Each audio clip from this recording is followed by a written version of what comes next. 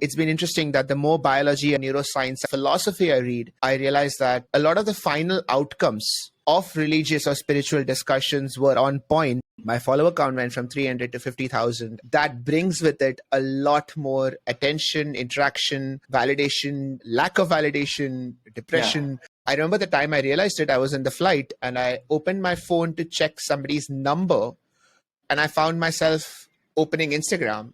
And I was on airplane mode, for God's sake. That's when I realized that, oh my God, my thumb is doing things that are not logically acceptable. Yeah. It was an unfortunate conversation. For a few minutes, I tried to engage, tried to add more nuance. And I very quickly realized that when somebody sees an opportunity to take a moral high ground for even a second, they will take it. I grew up with the belief that aliens exist.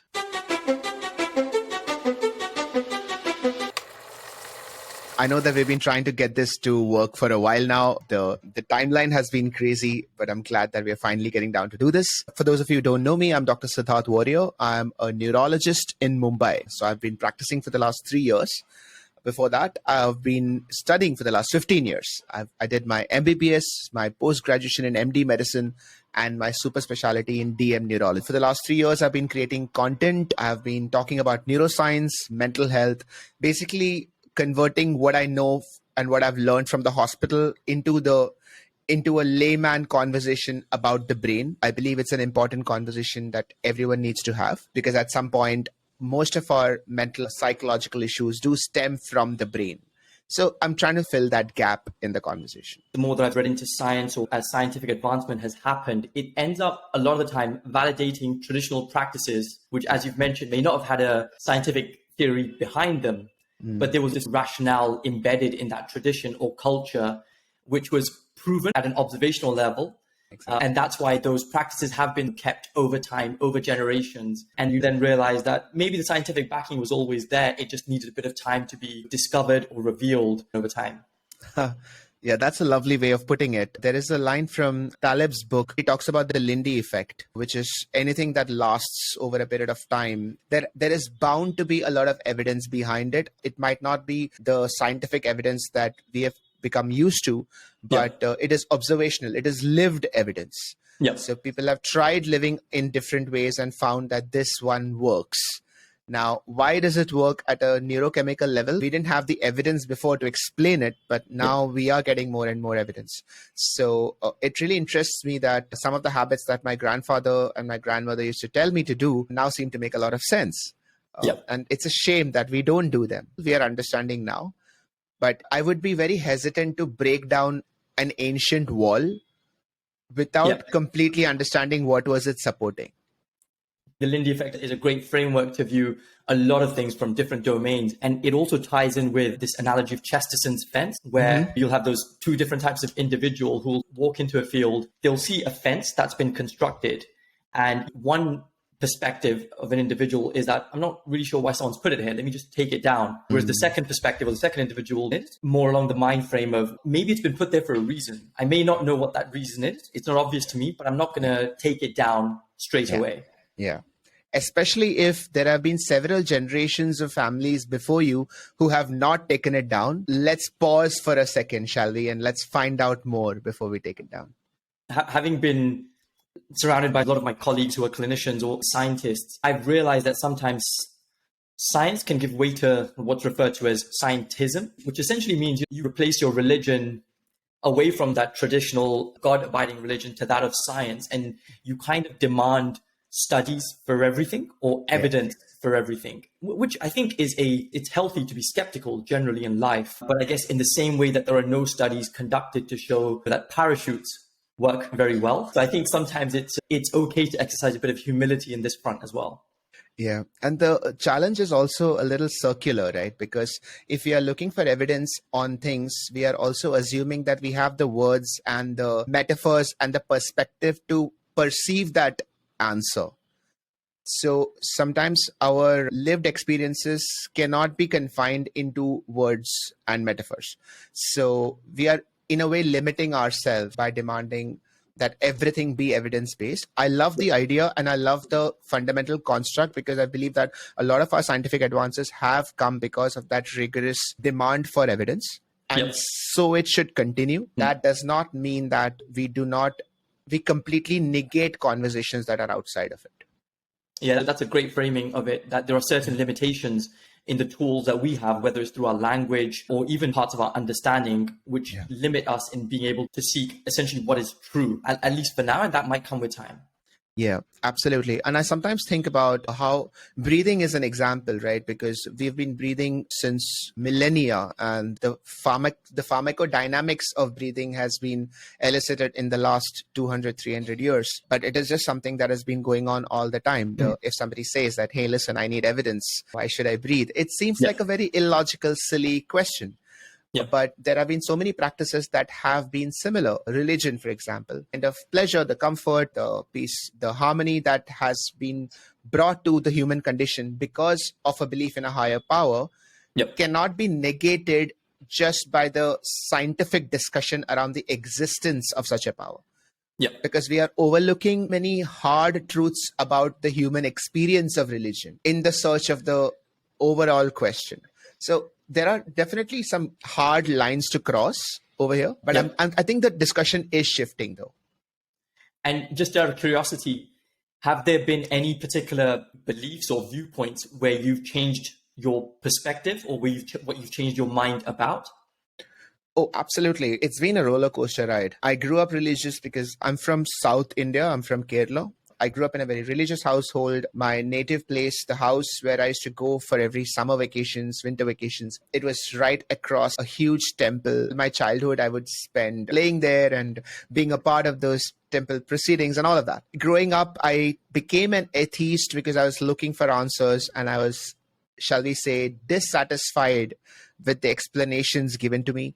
And it's been interesting that the more biology I read and the more neuroscience I read and the more philosophy I read, I realized that a lot of the final outcomes of religious or spiritual discussions were on point.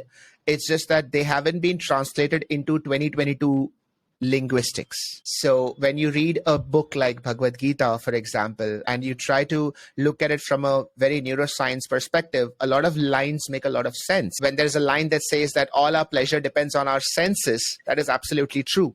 It is our senses that trigger dopamine release and motivation and pleasure.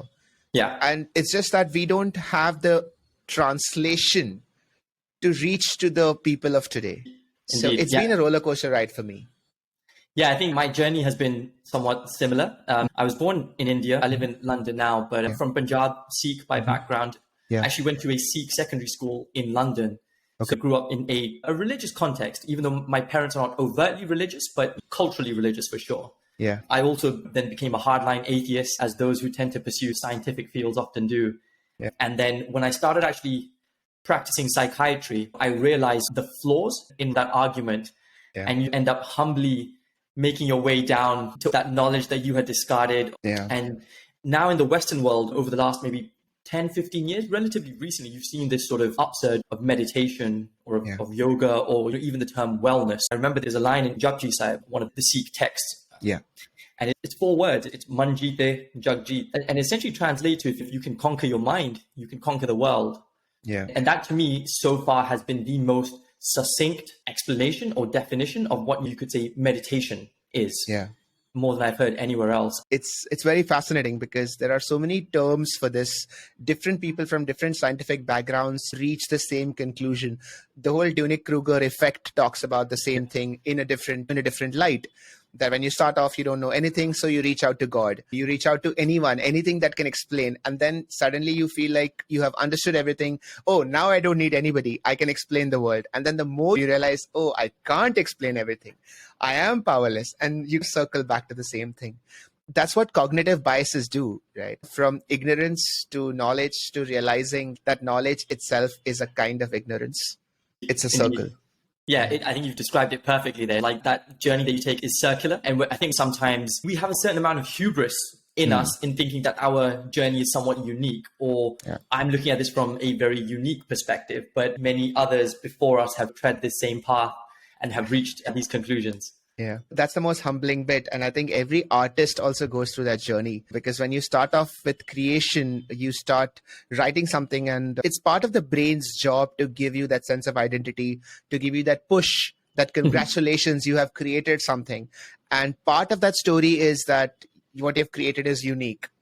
Yep. But then if you truly believe that, then that means that you haven't reached out, you haven't explored, you haven't read, because everything that is created has already been created. Then you go through that humbling experience of, oh, what's the point of writing anything? Shakespeare has already written everything there is to be written. Yep. And then you reach a very interesting stage where you realize that maybe the point is not to be unique. The point is, do I get to reach to this level by myself? Irrespective of no matter how many people have reached here before, do I reach there? That is the point.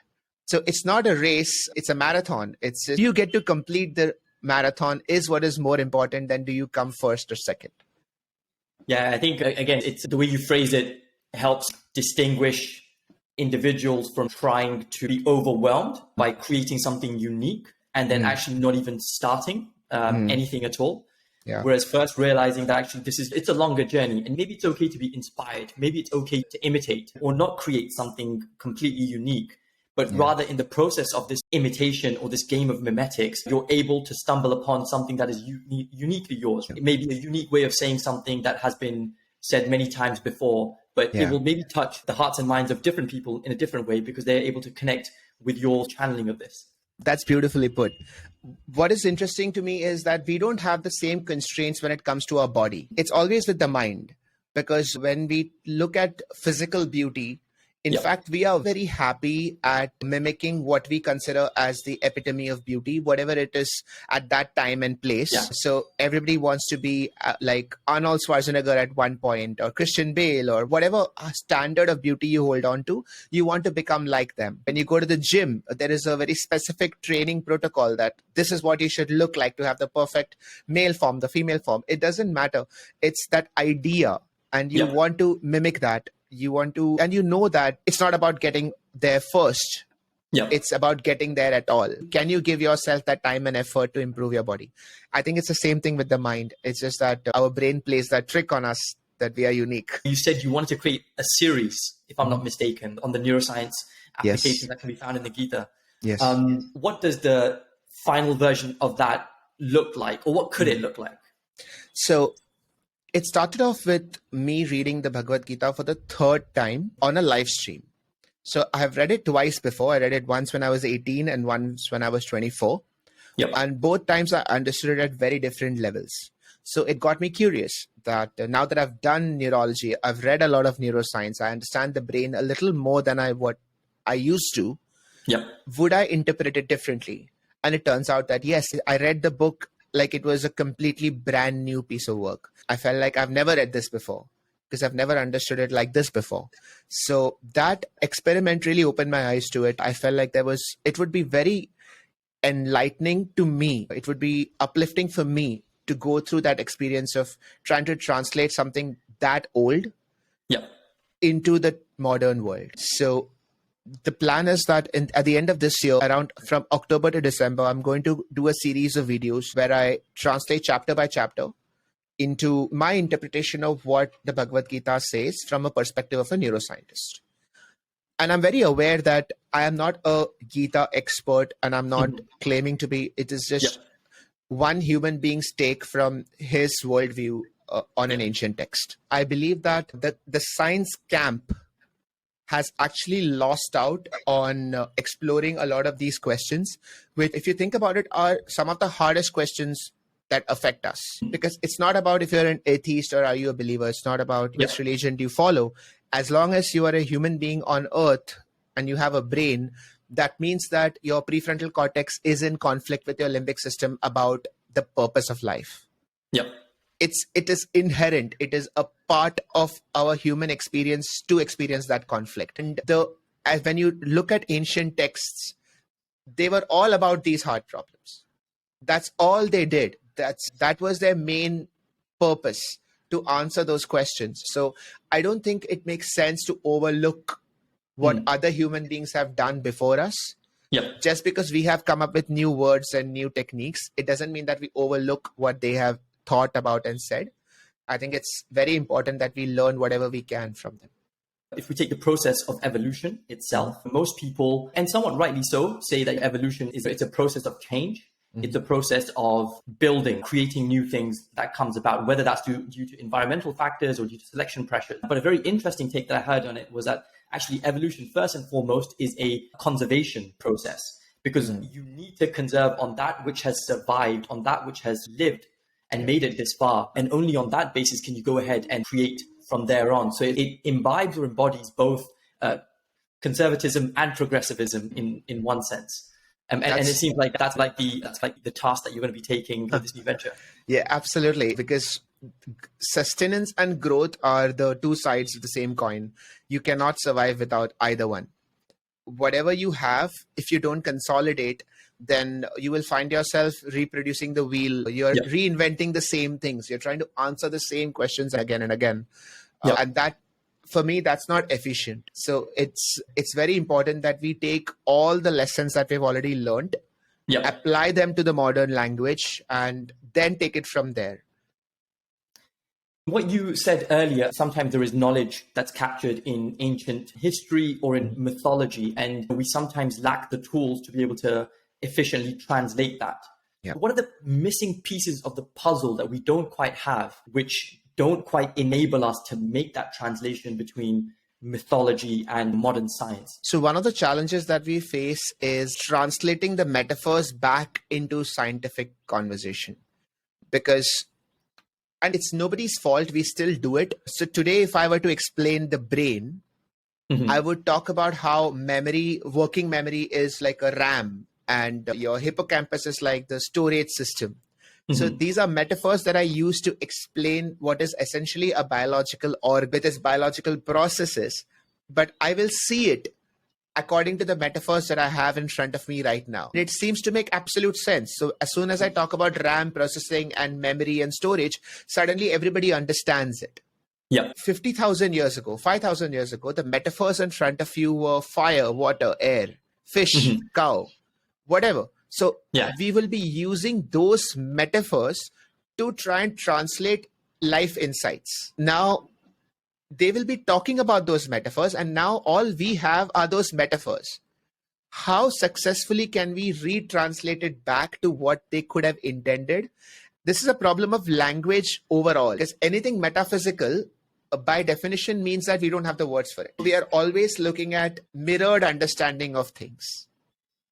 You've beautifully summarized a very concretely hard problem that exists, and your analogy of the mirrored problem or the many steps of translation required. And as we know that whenever there's any form of translation, you always end up losing a bit of the truth, a bit of the signal, even from language to language, or even how in certain languages there is one word for like a very specific descriptive couple of sentences, but those words don't exist in all other languages. The challenge would be that suppose we are successful in doing that, suppose we are successful in understanding what that means, we will still have a hard time overcoming the preconceived notions that we have built up along the way, because different people will understand or would have understood those metaphors differently in the last 100 years, 200 years. If there was a metaphor about fire being the source of life, for example, and then different people would have understood that to mean different things. That conversation would be made so much more complex because of those preconceived notions. So none of us are starting off with a clean slate. It's fascinating because some of the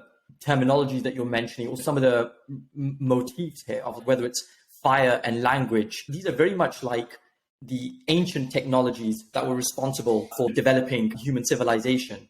And they have a role in contributing not just to our understanding of neuroscience or cognition, but even in mental health in general. And then we see some of the more modern technologies in the form of whether it's social technologies, which like Twitter, Facebook, Instagram, etc., that have in one way enabled human connection across a global scale and has had a lot of positive effects. But there is that obvious argument to be made about the detrimental effects on mental health in quite a few sort of subpopulations as well.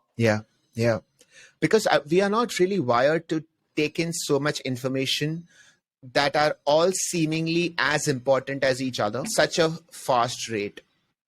So I do believe that So while I'm a great proponent of neuroplasticity, I'm a great believer that we can take in whatever we have to given enough time. That doesn't mean that it's easy. And I personally believe that we are overloaded with information, with food, with nutrition, with advertisements, with choices, and we are surviving, sure. Like we're all surviving. In fact, we're living longer than ever before. That doesn't mean that it's easy. And that doesn't mean that it's not a stress for the mind. And when we talk about happiness and well-being, it very often does not come to fancy houses and cars. It literally comes down to the level of inflammatory markers in your brain. That's what it comes down to. And so the more stress level there is, the less happy you feel. Yeah. And because we don't have the feedback loops to be aware of the inflammatory markers, we will look for reasons as to why are we not happy around us. And we will grab onto whatever reason seems the most plausible, which might often be that, oh, I don't have a Mercedes car. That's why I'm not happy. And sometimes it's just because your hemoglobin is low or there's some inflammatory marker rise or cortisol levels are high. I feel like we are creating false narratives to explain biological phenomena. Not just in your clinical practice or in your observational opinion, but maybe even at a personal level as a content creator who is either willingly or reluctantly having to use these social platforms to be able to do the work that you're doing.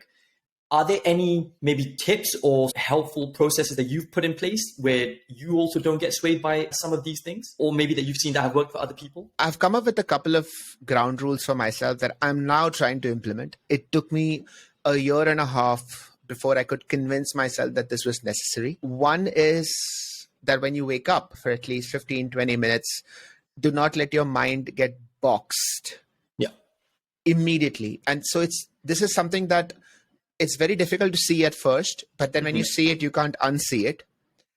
Imagine that when you wake up, your mind is full of possibilities and you could think any thought, literally. And when you wake up, you go to the balcony, you take a deep breath of air, you fill your lungs with oxygen, you're looking out at the trees, you can hear the birds chirping, and your mind is fresh from sleep. Now, imagine if somebody just comes in and handcuffs you and locks you up to a particular thought. That might be an entertaining thought, but then now you're caught up, right? That's how I've started viewing the habit of opening my mobile phone immediately. As soon as you open it up and as soon as you open up Instagram or YouTube, now suddenly you're in a box and you can only think those few optional thoughts that you have. So now you have lost the choice of thinking whatever it is that you want. And I've started thinking of it as forced imprisonment. And now I can't unsee it. This is something that I've been trying to do, which is charge my phone a little away from the bed, get a separate alarm clock, not to rely on my phone for alarm, as convenient as it might be.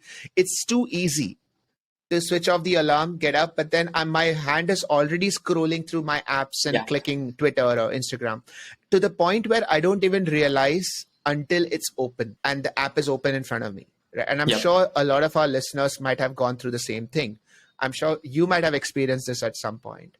Very much, It's a habit that we have found. So I'm trying to break that. Have you experienced this? Oh, what's your take on this? Yeah, no, it's one thing I've realized almost, and I think your metaphor of the forced imprisonment is a great way of thinking about this because it brings out to life how we are slaves to some of these actions that have become almost autonomous.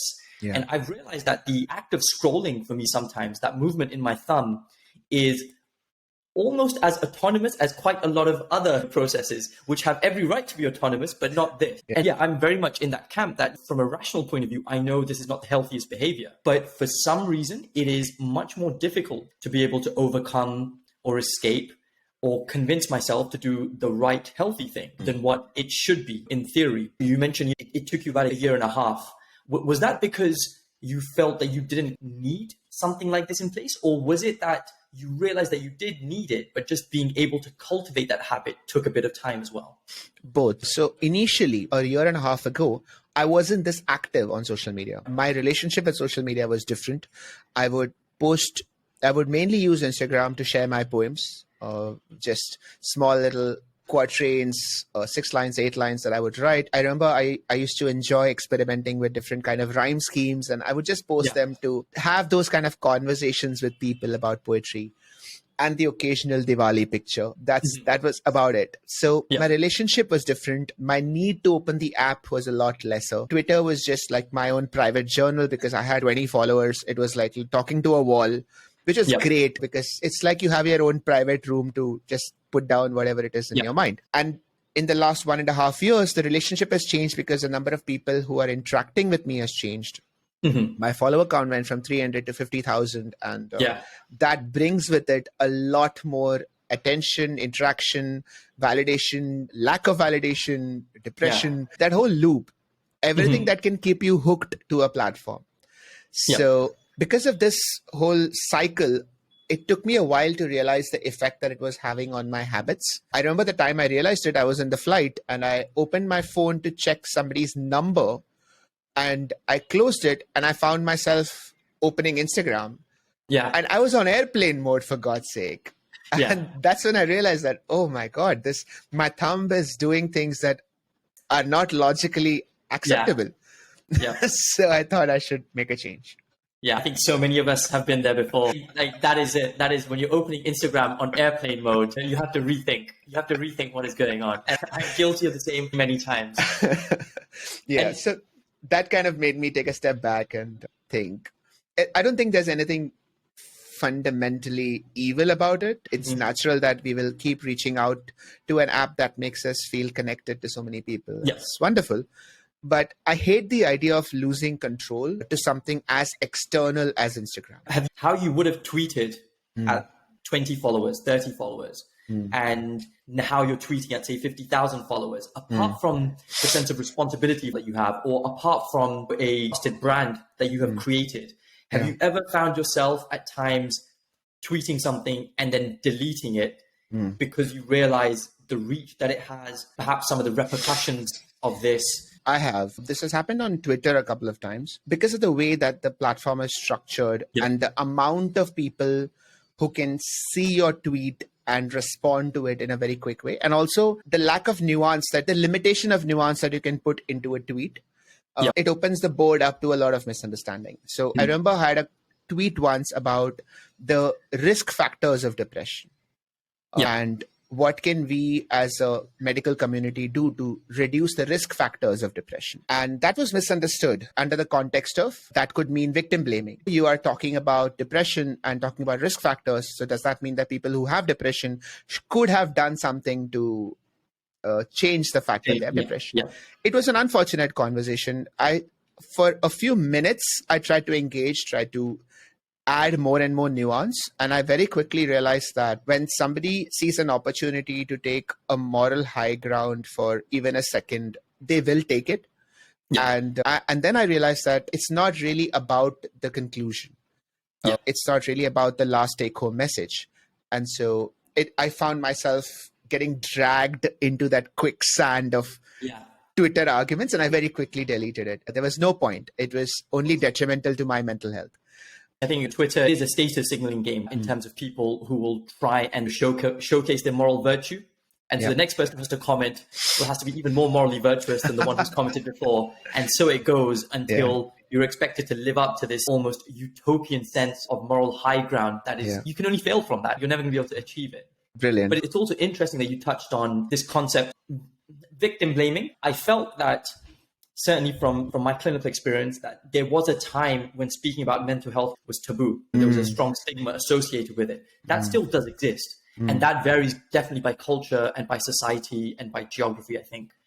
It seems now that the ecosystem has shifted, and there is this era of increased psychological fragility, which I think maybe our intentions are noble in the sense that we want to be helpful and compassionate. But I feel we have gone to that other extent where anything that could even just challenge the individual somewhat, or that could bring them face to face with something uncomfortable, we steer away from. But actually there's a lot of cost with which that comes with. Yeah, absolutely. I love the way that you've structured that sentence. It's a difficult topic to really unravel because I can see where it's coming from. It's coming from a place of empathy.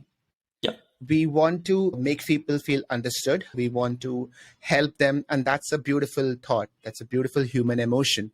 And empathy has actually saved lives. My problem with this whole situation is that in our enthusiasm to be empathetic, we might sometimes label someone as something and thereby take away their power of control. So if you say that I'm being empathetic in talking about depression and, oh, it's not your fault, we are also taking away that person's any sense of choice or control at doing anything about that condition. So as much as empathy is important, empowerment is also important.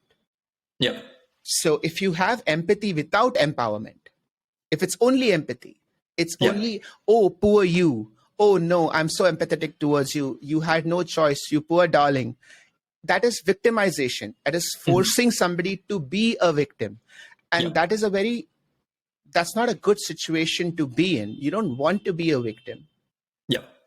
So I believe that empathy should accompany empowerment at all times. I remember my medical professor when I was a resident. We had a patient. He had come in with heart disease, and he used to consume alcohol once a week. He used to have his 2 glasses of scotch every Friday night with his friends.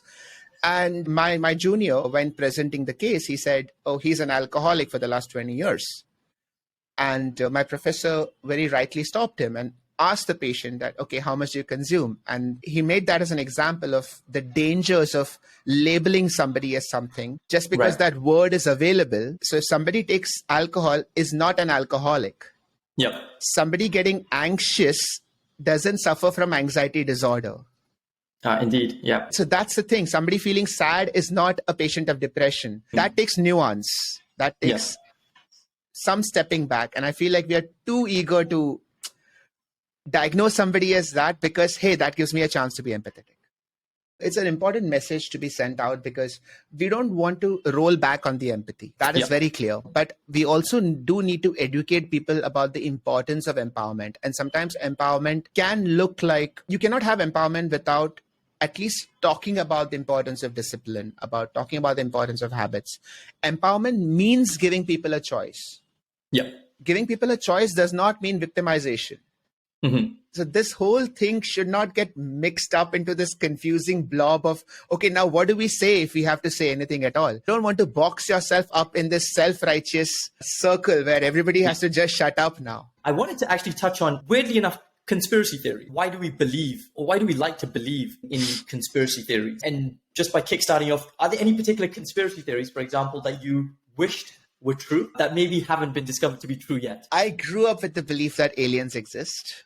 Yeah. To the point where it was no doubt. There was no doubt at all. I've read so many books about it. I've seen so many documentaries. And that's a belief that I can never quite get out of my head. The fact that they exist. But the conspiracy is that there are human societies that have already been in contact and that some people already know about it and they don't talk about it to the rest of the world. Logically, that doesn't make a lot of sense unless there is a lot of information that we don't know yet. But I wish that was true.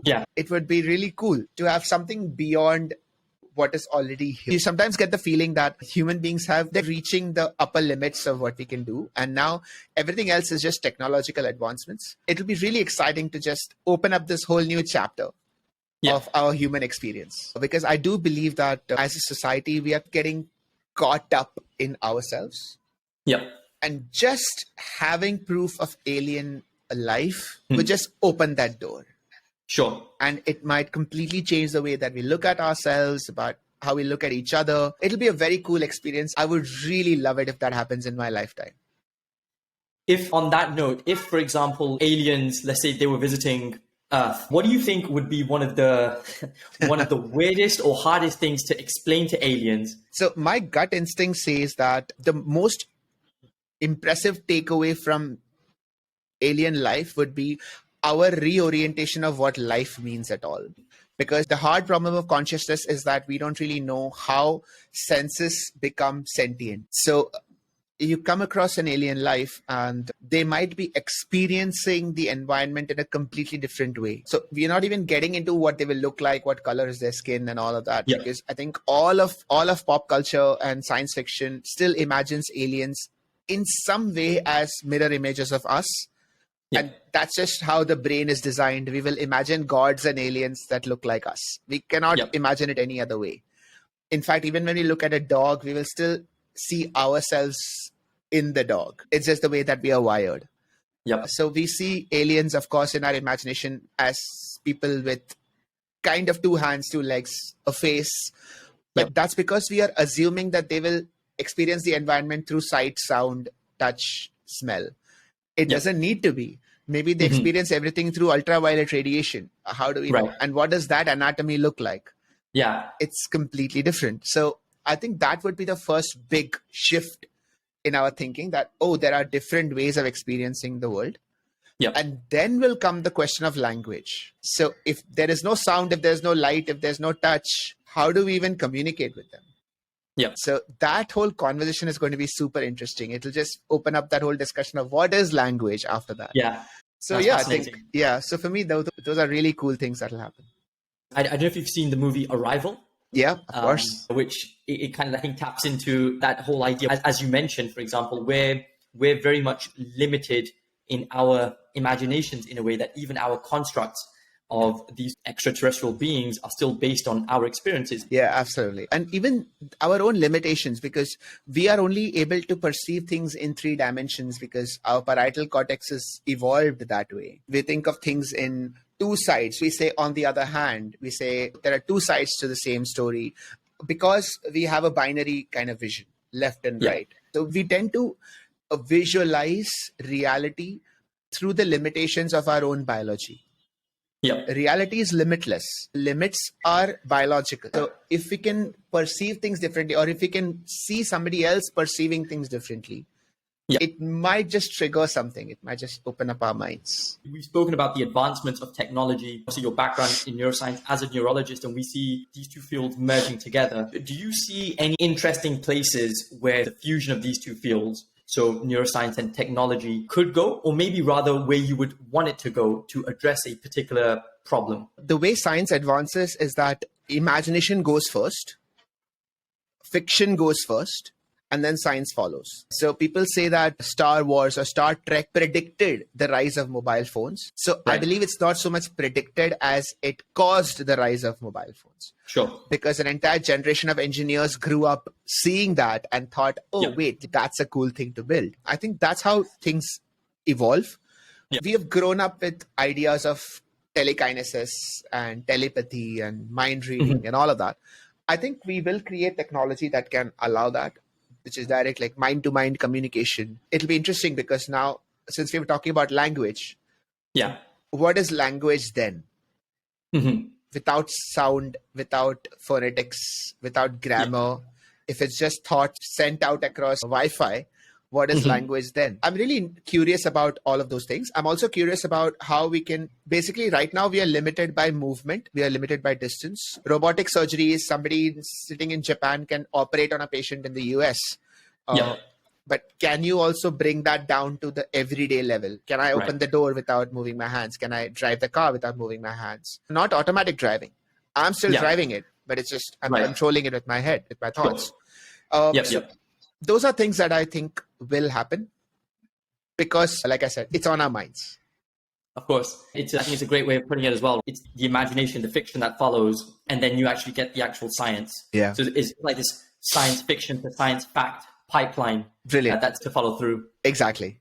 Because you can only create what you can imagine. And again, the limits of human understanding will always be shaped by our imagination of certain things, which will then create those. And it's like this ongoing self-fulfilling prophecy in a way. Yeah. We are only as good as our metaphors. 50,000 years ago, we only had fire and water, and now we have computers. So now our understanding of the brain has gone better. Imagine if computer technology changes completely tomorrow. And if there are no wires and everything is laser based, we might visualize the brain differently. Our neuroscience conversations might be different. And do you see, this is completely speculative, but from your point of view, as time progresses, as technology progresses, do you think our metaphors are more likely to emerge into something completely new? Or do you think there is going to be this retreat to certain metaphors that we've used in the past, but just a slightly different packaging of those?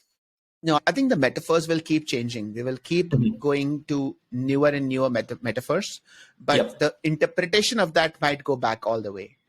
Okay.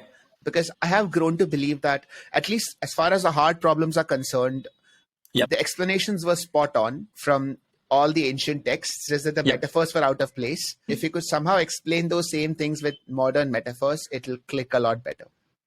Indeed. So the purpose of education is to keep updating the metaphors. So the updating of the metaphors is like the neural software updates that we need in order to keep up with these sort of fast evolving times. That's a great way of putting it.